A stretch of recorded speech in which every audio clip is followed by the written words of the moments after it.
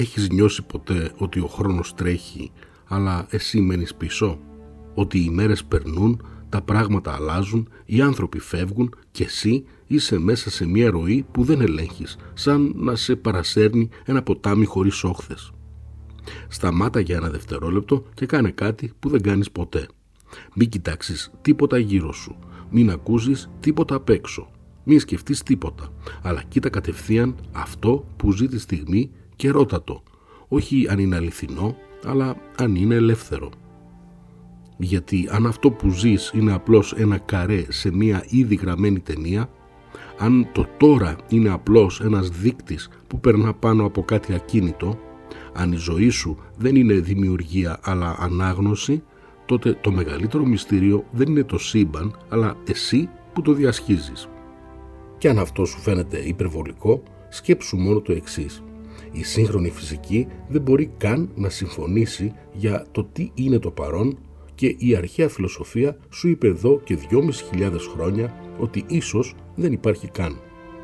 Ο Ηράκλειτος σε έμαθε να βλέπεις τον κόσμο σαν ποτάμι, σαν φωτιά που αλλάζει μορφή, σαν μια αλυσίδα από μεταμορφώσεις όπου τίποτα δεν κρατιέται και όλα κυλούν.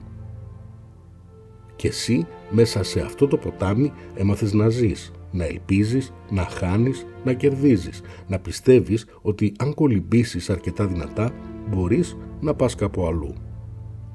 Μέχρι που εμφανίζεται ένας άνθρωπος από την άλλη πλευρά του χάρτη και σου λέει ότι το ποτάμι δεν κινείται, ότι η φωτιά δεν καίει, ότι ο χρόνος δεν ρέει και ότι αυτό που εσύ βιώνεις σαν αλλαγή είναι απλώς ο τρόπος που η συνείδησή σου ξεφυλίζει κάτι που είναι ήδη ολόκληρο.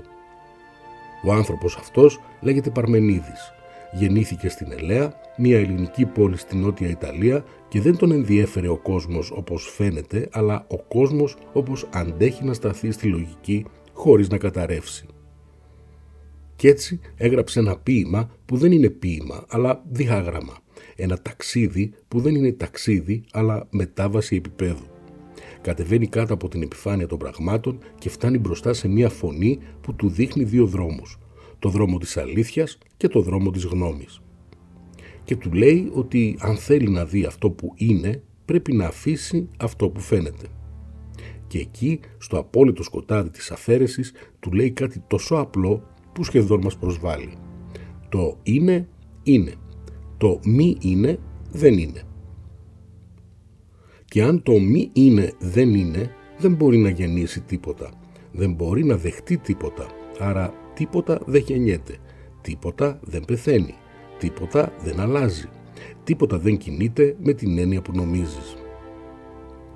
Κι έτσι αυτό που αποκαλείς κόσμο δεν είναι μια διαδικασία, αλλά μια δομή. Δεν είναι μια ιστορία, αλλά ένα σύνολο. Δεν είναι μια ροή, αλλά ένα μπλοκ. Ένα μπλοκ ύπαρξης χωρίς ρογμές, χωρίς κενά, χωρίς πριν και μετά, χωρίς εδώ και εκεί. Είναι ένα σύνολο όπου το παρελθόν, το παρόν και το μέλλον δεν είναι φάσεις, αλλά θέσεις.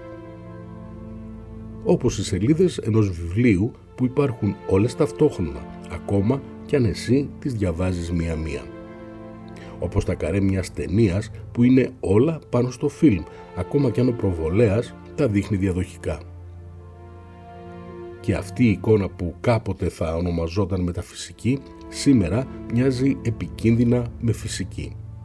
Γιατί η σχετικότητα δεν σου επιτρέπει να κρατήσεις ένα παγκόσμιο τώρα. Δεν σου επιτρέπει να πεις ότι όλοι μοιραζόμαστε την ίδια στιγμή.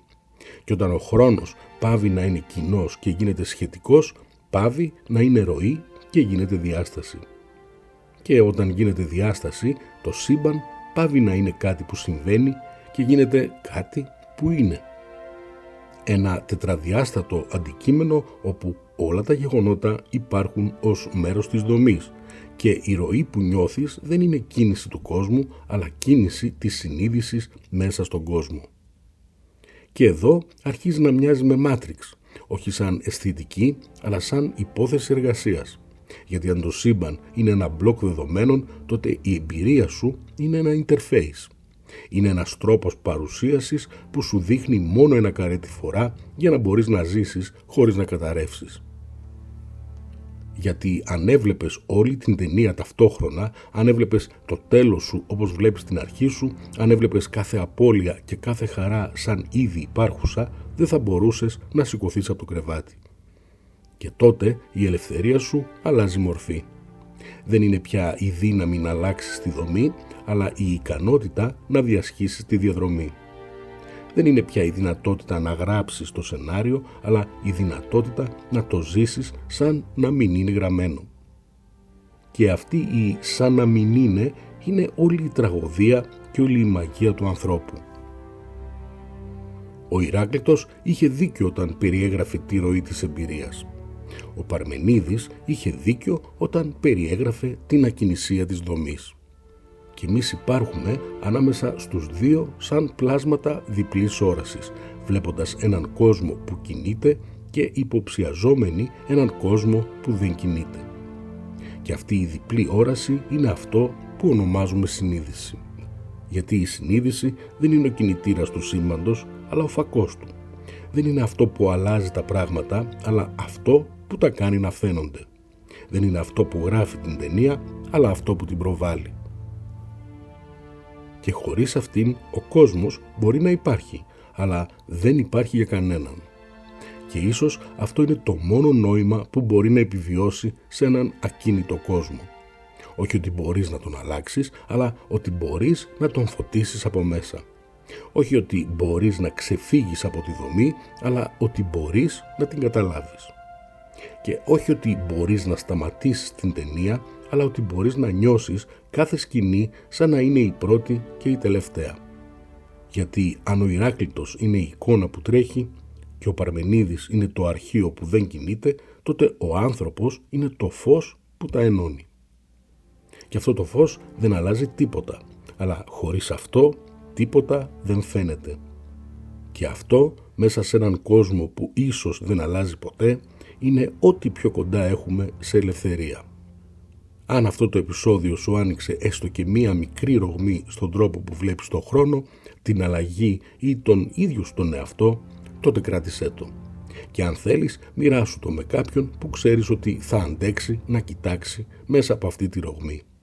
Γιατί αυτά τα πράγματα δεν είναι για όλους, αλλά για όσους νιώθουν ότι κάτι δεν τους κάθεται καλά με το έτσι είναι ο κόσμος και τέλος. Μέχρι την επόμενη φορά να είσαι καλά όπου και αν βρίσκεσαι, να προσέχεις τον εαυτό σου και θα τα ξαναπούμε στο επόμενο ταξίδι. Καλή συνέχεια!